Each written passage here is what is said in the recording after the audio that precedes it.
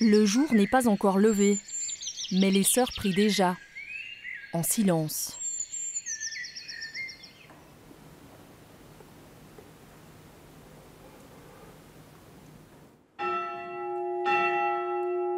Dans cette chapelle, 10 sœurs qui dévouent chaque jour leur vie à Dieu, dans la prière, le chant ou le recueillement.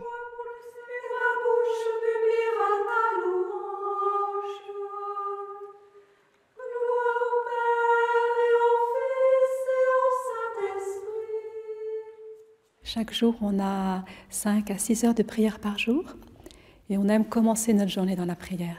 Ça peut être aussi un combat des fois parce qu'on peut avoir envie de faire autre chose, d'aller. Enfin, c'est pas toujours facile, mais on sait que c'est ça qui est le plus important, quoi. Une activité spirituelle qui n'est pas leur seule occupation. Le travail fait aussi partie du quotidien de ces sœurs. À commencer par l'artisanat qui assure à la communauté une partie de ses revenus. On fabrique plusieurs choses. Il y a toute une partie de tissage pour les prêtres, des vêtements liturgiques des prêtres. Donc nous vendons, voilà. Nous vendons aussi des châles, des coussins, des tissus, des tapis, voilà. Donc c'est une vie 100% de prière, ce serait très difficile. Et avoir une occupation manuelle, c'est très important, très équilibrant dans notre vie de prière. Des sœurs qui ont choisi de vivre cloîtrées dans ce Carmel érigé aux portes de Dijon il y a 40 ans. C'est ici que sœur Lucie a trouvé sa voie. Il y a 4 ans, elle rentre au Carmel et abandonne tout ce qui faisait sa vie d'avant. Comparé à d'autres, c'est vrai que c'est ce qu'on appelle une vocation tardive, donc ça arrive plus tard. Je pense qu'elle était là depuis toute jeune, mais j'ai peut-être pas voulu l'entendre. Parce que mon milieu n'était pas un milieu catholique, enfin pratiquant. Mais à 35 ans, elle choisit sa foi et renonce aux hommes et aux enfants. Parfois c'est difficile, par exemple, effectivement, l'affection, on n'a pas l'affection d'un mari, on n'a pas l'affection des enfants qui viennent, qui nous étreignent. Mais quand on a ces manques, et ils sont réels, moi je les présente au Seigneur, en disant, Seigneur, là c'est vrai qu'en ce moment je suis un petit peu, j'aimerais bien un peu plus de tendresse, mais je te le donne, quoi. Et le Seigneur, entend ça, et il le donne, et on vit aussi avec ce manque, mais je pense qu'une femme qui a un mari et des enfants a aussi ce manque, on ne sera jamais pleinement comblé, quoi. Une vie sans amour physique, c'est aussi le choix de sœur Emmanuelle.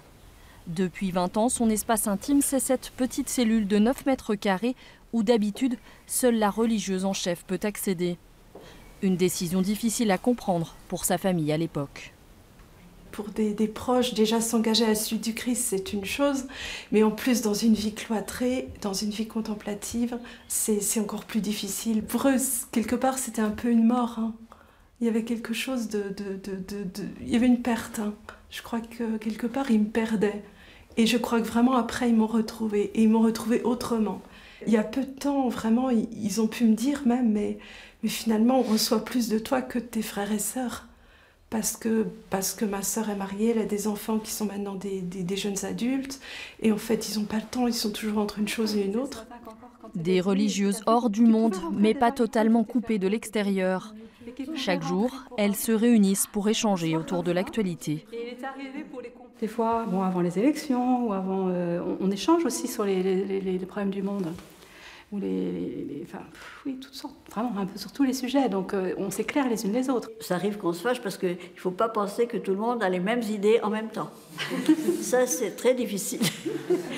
Et finalement, comme sur l'essentiel, on est vraiment d'accord. Notre manière de vivre avec le Seigneur, vraiment de donner notre vie aussi pour le monde, ça, on est d'accord. Alors après, sur le détail, on peut s'arranger.